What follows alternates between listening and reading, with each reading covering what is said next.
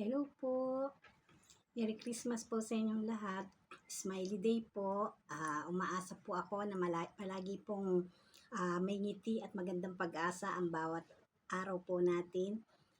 Meron po ulit akong isi-share sa inyo pero bago po ako mag-share, nais ko po muna ulit magpasalamat sa ating dakilang lumikha dahil Diyos po ang nagpapagaling kaya dapat pasalamatan po natin.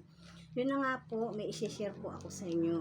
Alam niyo po bang nagising po ako na masakit po ang aking ulo? Ang ginagawa ko po palagi, pag po ako'y nagne-negatibo o masamang pakiramdam, pilit ko po itong ginagawang positive ang aking pong yun po yung aking pamamaraan sa buhay. Yung pong negative ay ginagawa ko pong positive.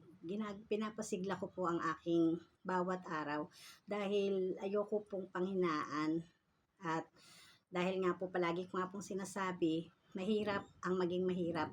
Kaya kung magne-negative pa po ako, baka hindi ko na po makaya. Kaya yun na nga po, yung pong pananakit ng aking ulo ay dinaan ko na lang po at ginawang positibo. Kumuha po ako ng ballpen at papel. Bumangon na po ako at nagsulat. Alam niyo po ba, napakarami pong sinabi ng aking isip.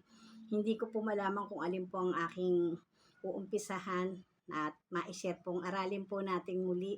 Alam niyo po ba kung ano po ang mga dinidikta ng aking isip at kalooban para po ating aralin ay ang tungkol po sa loob. Ang alam ko po sa loob na panood or nabasa ko na po to minsan, hindi ko lang po alam kung tama kasi wala pa po akong review, no? Di po ba ito po yung frontal lobe, parietal, ito po yung frontal, parietal, at tapos po ay temporal, saka po occipital dito po sa likod. At yun na nga po. Tapos may sinabi din po yung sinusulat po ako ng sulat. Kung ano po yung maisipan ko ay sinusulat ko. Meron din pong suture. At meron po yung squamous, lambdoid.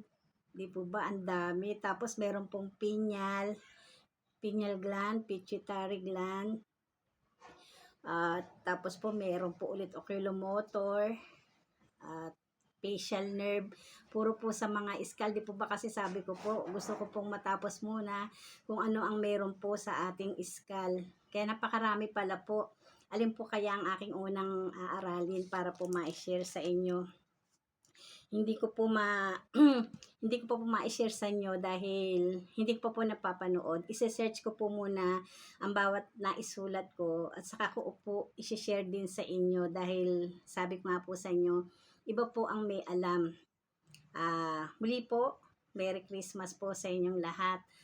Nakapag-share po akong muli sa inyo. I love you all. God bless us all. Bye-bye.